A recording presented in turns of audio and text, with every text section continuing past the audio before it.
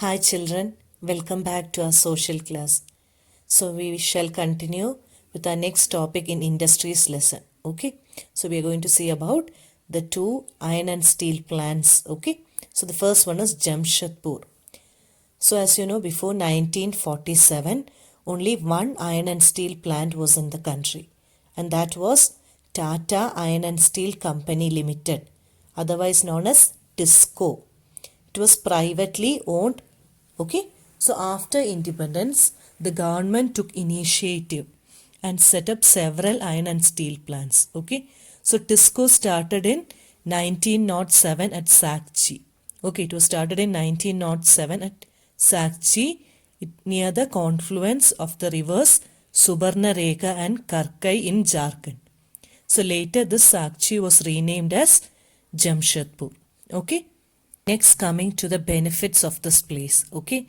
So first one is only 32 km away from Kalimati station on the Bengal Nagpur railway line. Okay. So the railway station or the railway line is nearby. Then it is close to iron ore, coal and manganese deposits as well as to Kolkata. So which provided a large market. So the raw material as well as the market was nearby. Third, TISCO gets coal from Jharia coalfields and iron ore, limestone, dolomite and manganese from Odisha and Chhattisgarh. Okay. So the Karkai and the Subarnarekha rivers ensured sufficient water supply. And the final one, government initiatives provide adequate capital for its later development. Okay. So all these are the benefits why they chose Jamshedpur for TISCO, Tata Iron and Steel Company. Okay. Now coming to the next place, Pittsburgh. Okay. So important steel city of the United States of America. Okay. It is an important steel city of USA.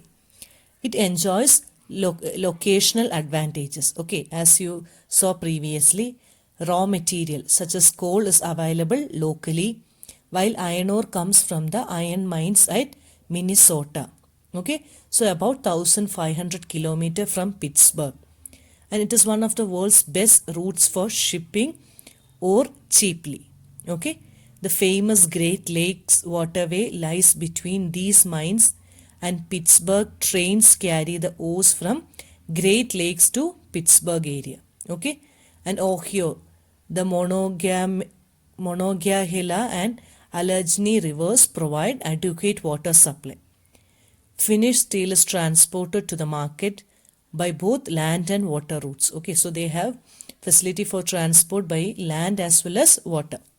Okay, and this Pittsburgh area has many factories that use steel as their raw material to manufacture railroad equipment, heavy machinery and rail. Is it clear?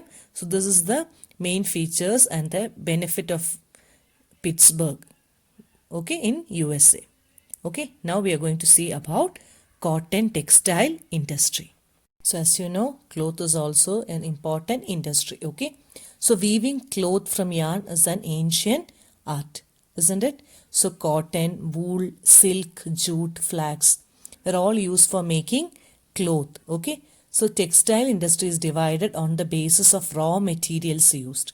Okay, so when you take fibers, you have natural fibers and synthetic or man-made fibers. Okay, so coming to natural fibers, you know, they are either obtained from plants or animals. Okay, so fibers are the raw material. Okay, so these can be natural and man-made. So natural fibers are obtained from wool, silk, cotton, linen and jute.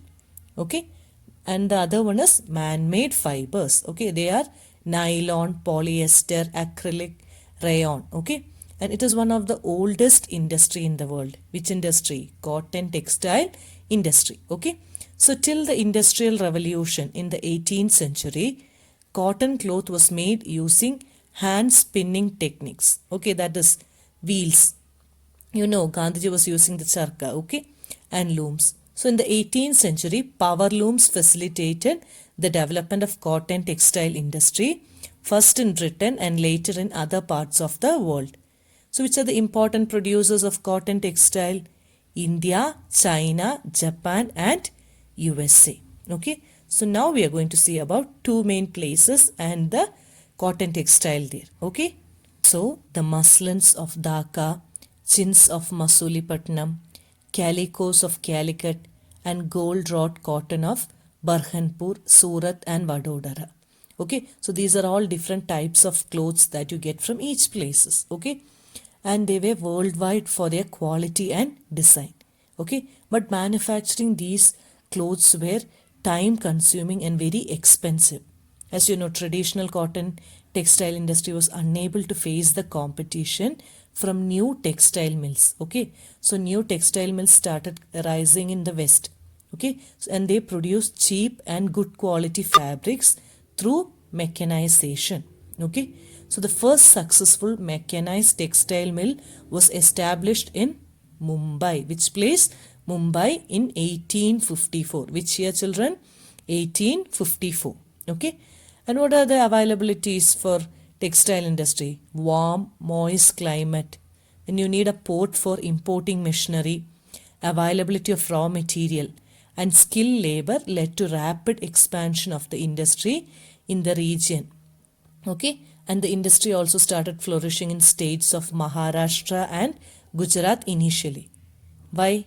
Because of the favorable humid climate. Okay, but today humidity can be created by artificial methods. Okay, so other important centers of cotton textile industry are Coimbatore, Kanpur, Chennai, Ahmedabad, Mumbai, Kolkata, Ludhiana, Puducherry, and Panipat.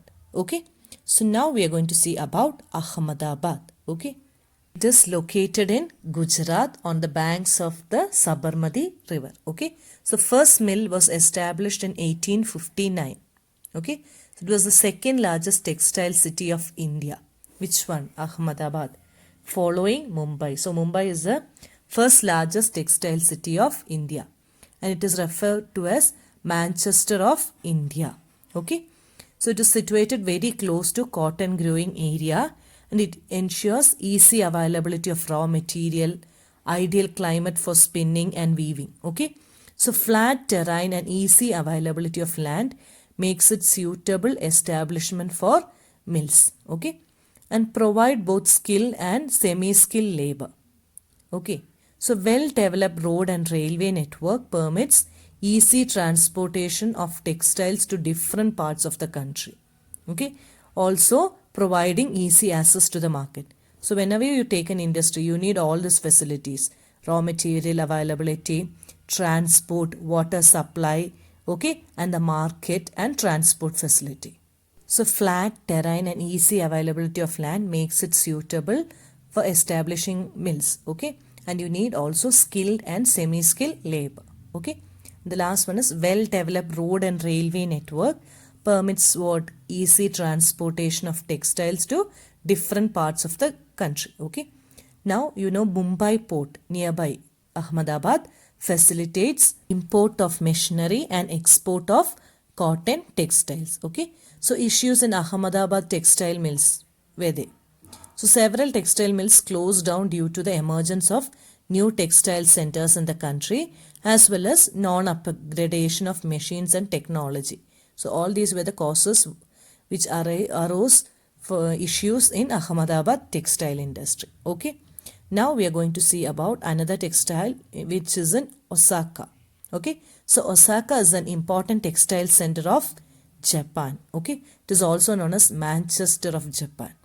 Okay, geographical factors facilitate the growth of textile industry in Osaka. So what are the factors? Now we shall see. First one is extensive plain around Osaka. It ensures that land was easily available for the growth of cotton mills. Okay. Second, about the climate. Warm, humid climate is well suited for spinning and weaving. Okay. Then water, that is river Yodo. It provides sufficient water for the mills. Next is labor is easily available. And finally, location of the port facilitates import of raw material and for exporting textile. So these were all the benefits of industry in Osaka. Okay, so which is the Manchester of Japan? Osaka. Next, the textile industry at Osaka depends completely upon imported raw material. Okay, so the raw material is imported. So cotton is imported from Egypt, India, China, and USA. The finished product is mostly exported and has a good market due to the good quality and low price. So the cotton what they produce is of good quality and low price. Despite it being an important textile city in the country of late, the cotton textile industry of Osaka has been replaced by other industries. Okay. So what are the other industries? Iron and steel, machinery, shipbuilding, automobile, electrical equipment and cement. Is it clear, children? So with this chapter is over. Read the lesson and underline the important words. Okay. Thank you. Take care. Be safe and be happy.